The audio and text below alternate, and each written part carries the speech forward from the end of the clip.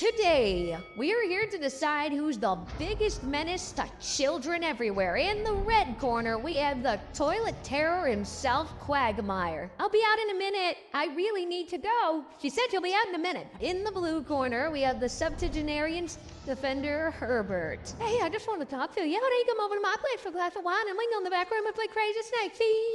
Start the count, because we're about to find out which one of these two perverts is the biggest PDF file in Quahog. Starting with a head-to-head competition on who's the bigger creep with the Griffin kids. She might be 18 now, but back when Meg was still a minor, Quagmire was already making some wildly inappropriate moves, like that time Meg got a sleepover at Cleveland's house. But I remember his dad dropped him off at school in it one time when he was a freshman. Why, I'd chill him as in Hartford. Damn it, you guys are boring the crap out of me. You know what I'm gonna do? Rent a dirty movie. This is ridiculous. Just breaks into someone's house to creep on a bunch of teenage girls. That's apparently just a normal weekend for him too. That's one cop to Quagmire. At least Herbert had the decency to spy on Chris from outside the house.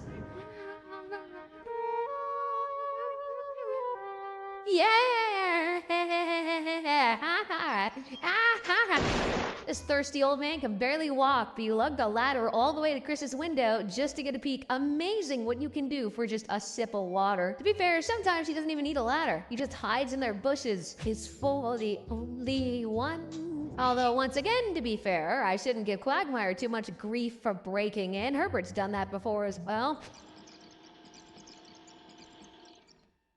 That's 3 counts already. Quagmire has some catching up to do. And he's gonna do just that, because this creep might as well live in the Griffin house with how much perving he does. You can't even use the bathroom with this guy around. Quagmire's not just gonna break in, too. He's gonna break in there with a camera and studio equipment. Like in the episode Brian Sings and Swings, Meg pretends she's a lesbian to make some friends, and Lois decides to snap her out of it by showing her what a real lesbian looks like, apparently. And guess who's there watching, recording the whole time? Except for Chris, of course. Chris, I'm all out of digital audio take. Oh, he's gone. Hey, can I get you guys to sign these release forms? That's 3 for 3 now. How does Herbert respond? Well, unlike Quagmire, who pretty much exclusively has to break into people's homes to creep on Meg, Herbert was once invited into the Griffin's home to watch the kids. It would only be till Monday, and we could pay you for it. I mean, you've spent time watching children, right? Yes, sir. Yes, I have. Wonderful. Do they not know how much of a freak this guy is? Just look at the ground rules he sets for the kids. No caution, and only a half hour of radio, and then it's off to bed. And don't you mouth off to me, or I'm gonna slap you right in your... I don't think babysitters are supposed to do that. You spent the whole time trying to put Chris in a compromising position. Y'all know what day it is? Bath day. Oh, I don't want to take a bath. It's bath day for me. Know anybody with a pair of strong young hands to help me in and out of the tub? Rats! When that doesn't work, he decides to read Chris the most disturbing bedtime story about how the things that seem the most dangerous turned out to be the most fun. Chris might be an idiot, but even he could tell this was sus as all hell.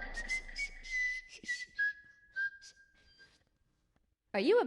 Now, Herbert is undoubtedly a freak, but there is one line he has not crossed, shockingly. One thing he has not done. He has never actually gotten physical with Chris without his consent. Can't say the same thing about Quagmire. Didn't mean to wake you. That is just nasty. I'd hate to sound like I'm picking favorites here, but at least Herbert never brought his stinky old man foot anywhere near Chris. Doesn't mean he hasn't tried, though. In the episode of Crisscross, Chris runs away from home. And where does he go to stay? With the old pervert who lives down the street. As you can imagine, Herbert is over the moon with joy and wastes no time making his move. I'm not really tired yet. You had those 3 cups of NyQuil. You'll be down soon enough. Good night, Mr. Herbert. Sweet dreams, Chris. He essentially drugs the kid, and as the night wears on, he inches closer and closer to Chris's bed. Luckily for the young man, he's got an unintentional defense mechanism. You really know how to waste a Cialis, don't you? The moment either Chris or Meg get any alone time with these perverts, they try to do the most messed up things. Like the time Meg needed Quagmire's help dealing with a bully. She goes to meet Glenn, and just look where she finds the man. Sounds like you have a pretty big problem, Meg. What are you doing in here? This is my base of operations. So girls' gym class will be in the showers in 20 minutes. Thank you, Shirley. This base of operations is in a high school girls' bathroom, which isn't just disgusting, that's illegal. Got 1 count right off the bat for that one. Quagmire decides to train Meg and prepare to take down her bully, but since this is Quagmire, he can't help but do something vomit-inducing. In order to get you into fighting shape, drink this glass of raw eggs. I don't see any yolks. Just drink it. You know how that is? It ain't a glass of milk. Obviously getting a count for that one. Herbert's always trying to get Chris to ingest something something dubious as well, and it's usually a popsicle in his cellar, which takes us all the way back to the very first time they ever met, the episode Chris started his paper route. First, he tried to get Chris to reach in his robe for a nice tip. That's a nice muscly throwing arm you got there. Got a nice tip for you right here in my pocket. Why don't you reach in there and fish it out for yourself? I don't collect till the end of the month.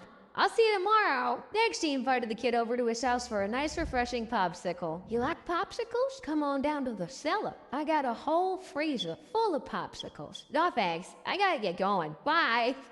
Get your fat ass back here. We all know what was gonna happen to Chris if he went into that cellar, and just like that, they're tied again. You know what I think? It's about time we move on from the Griffin kids and talk about all the other unsuspecting victims of these freckin' perverts, like Connie D'Amico, Meg's bully. She was especially nasty to Meg in one episode, so Lois sent someone over to traumatize her. Hey there, sweetie. How old are you? 16. 18. Mom! Giggity, giggity, giggity. Even his neighbors know he doesn't draw the line at kids. Well, neither does Herbert. And he's always willing to wait for the perfect opportunity to strike, like a church fire, for example. Let's get out of here, boys. And of course, we can't forget that time he tried to keep a bunch of kids safe in his basement. Children, run! Everybody into my safety basement. Oh, I'm hurt, kids. Don't eat those popsicles till I get down there. Okay, that's pretty messed up. What on earth could Quagmire possibly do to rival that? Well, how about the time he stumbled upon a teenager tied up in the bathroom? Dear diary, jackpot. I was gonna ask what on earth he was doing in that bathroom in the first place, but as we've established, that's his base of operations. With all this perving, one can't help but wonder, how on earth are these two still free men? Well, it turns out they both got in trouble with the law for doing inappropriate things to children. Quagmire once got arrested for sleeping with a high school girl. Sorry to bother you. Did you have with this underage girl? I don't want to go to jail, but I really want to take credit. You're under arrest for statutory.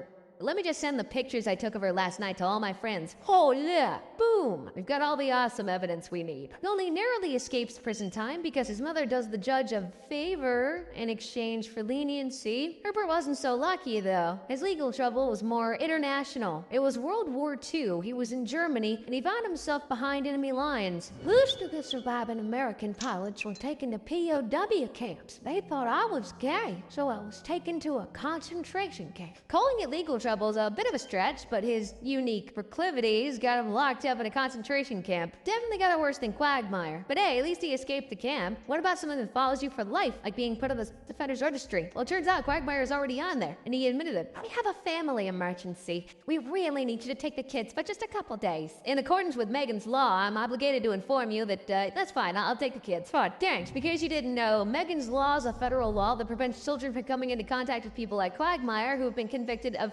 crimes against children. A law like that has Herbert written all over it, but he's not on the registry, and apparently he avoided it by skipping town. In the episode Family Guy Through the Years, we see earlier versions of the show set during the 50s, 60s, and 70s respectively, and that's where we learn how the man known as Herbert came to be. I just moved in down the block. My name's Herbert. If you've seen news reports about a Roy Mitchell who was accused of all sorts of nonsense, it's got nothing to do with me. I'm Herbert. Now, before you say it's not canon and should be ignored, it turns out Roy Mitchell was actually foreshadowed a few seasons earlier. My Uncle Roy shared a beer with me. I drank it, and I was so excited I fell asleep. When I woke up, my pants were off. Turns out we weren't even related. Looks like Peter was a victim long before Herbert set his eyes on Chris. Guess that's 2 more counts for both Glenn and Herbert. Okay, I haven't been entirely honest with you. When it comes to perving on kids, Quagmire never stood a chance against Herbert. He's the real OG. Ugh. And I'm going to show you why they call this man Herbert the pervert. But first, one more cap Quagmire. What'll it be? Well, it just might be the creepiest one so far for old Glenn. And it went down to the episode Bonnie Gave Birth. Oh, Bonnie, I'm so happy for you. Here's your baby. She's beautiful.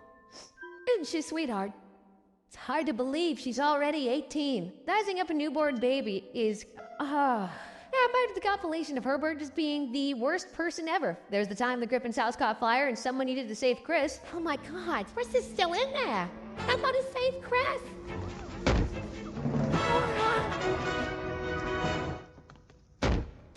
You know what? He's earned that. They all just watched him leave, huh? Clearly he took that as permission, because later in the episode he does it again. Now that one seemed less earned. This isn't the only brazen act of Chris snapping either. One time he just walks in fully armed.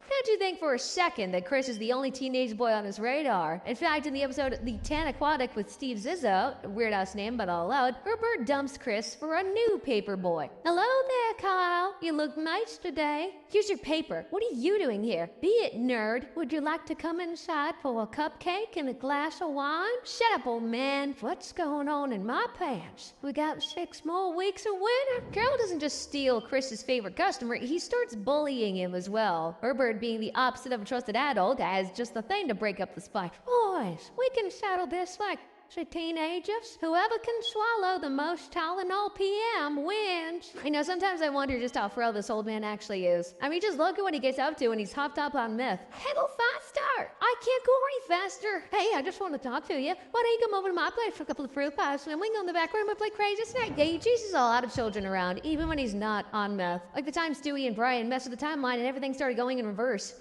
Seems like reverse time did that kid a favor. I'm not so sure about that. Stand up, you're going to break that thermometer. Pretty wild how this man literally chases down children, but everyone in the neighborhood just lets it slide. Although sometimes he doesn't chase down the kids, he just lets them come to him. YMCA,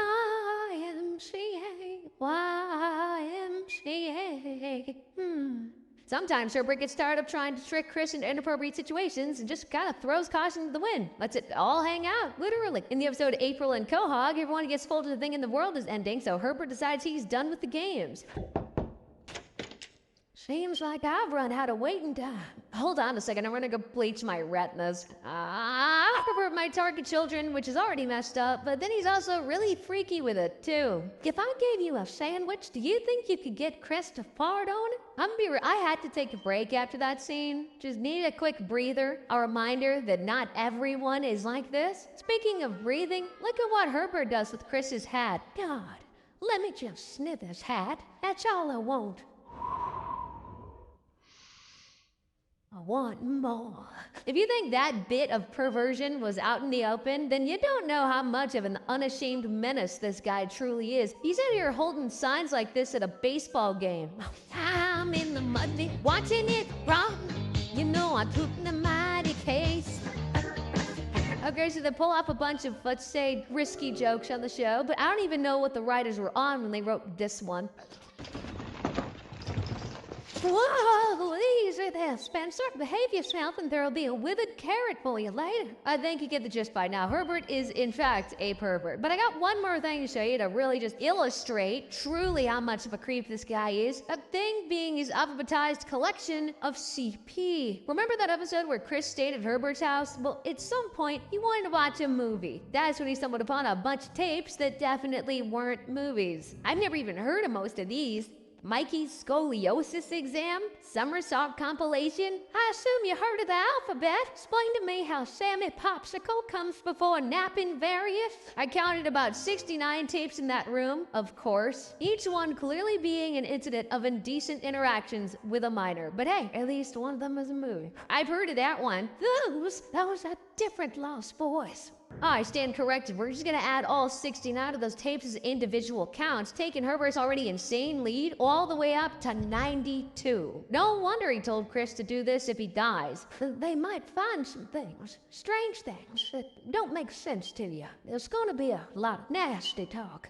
I don't know what that means. If I die, you gotta burn my house down. Yeah, big shocker. We got a winner, folks. Herbert maintains his title as the biggest menace to children everywhere. And if you think for 1 second that these are the worst things a character is capable of, then you need to click the link on screen and check out one of these characters. See if they're anywhere near as despicable.